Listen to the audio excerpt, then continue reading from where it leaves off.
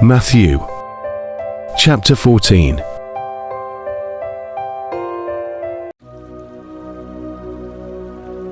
At that time Herod the Tetrarch heard the reports about Jesus, and he said to his attendants, "This is John the Baptist. He has risen from the dead, that is why miraculous powers are at work in him." Now Herod had arrested John and bound him and put him in prison because of Herodias, his brother Philip's wife. For John had been saying to him, "It is not lawful for you to have her." Herod wanted to kill John, but he was afraid of the people, because they considered John a prophet. On Herod's birthday, the daughter of Herodias danced for the guests and pleased Herod so much, that he promised with an oath to give her whatever she asked. Prompted by her mother, she said, "Give me here on a platter the head of John the Baptist." The king was distressed, but because of his oaths and his dinner guests, he ordered that her request be granted, and had John beheaded in the prison. His head was brought in on a platter and given to the girl, who carried it to her mother. John's disciples came and took his body and buried it. Then they went and told Jesus. When Jesus heard what had happened, he withdrew by boat privately to a solitary place. Hearing of this, the crowds followed him on foot from the towns. When Jesus landed and saw a large crowd, he had compassion on them and healed their sick.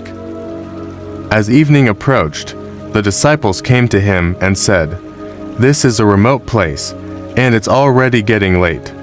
Send the crowds away, so they can go to the villages and buy themselves some food." Jesus replied, "They do not need to go away. You give them something to eat." "We have here only 5 loaves of bread and 2 fish," they answered. "Bring them here to me," he said.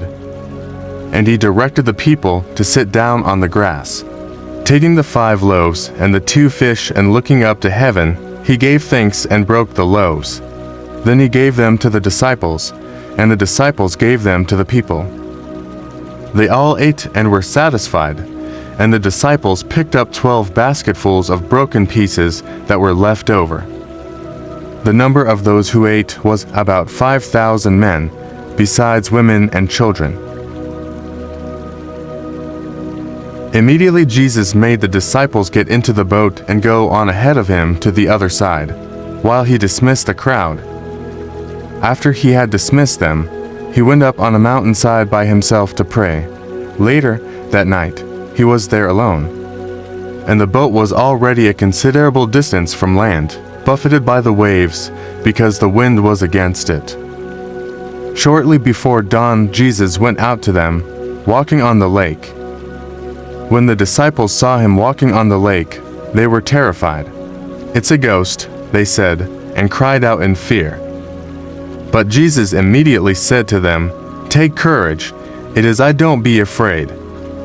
"Lord, if it's you," Peter replied, "tell me to come to you on the water." "Come," he said. Then Peter got down out of the boat, walked on the water, and came toward Jesus. But when he saw the wind, he was afraid and, beginning to sink, cried out, "Lord, save me." Immediately Jesus reached out his hand and caught him. "You of little faith," he said, "why did you doubt?" And when they climbed into the boat, the wind died down. Then those who were in the boat worshipped him, saying, "Truly you are the Son of God." When they had crossed over, they landed at Gennesaret. And when the men of that place recognized Jesus, they sent word to all the surrounding country.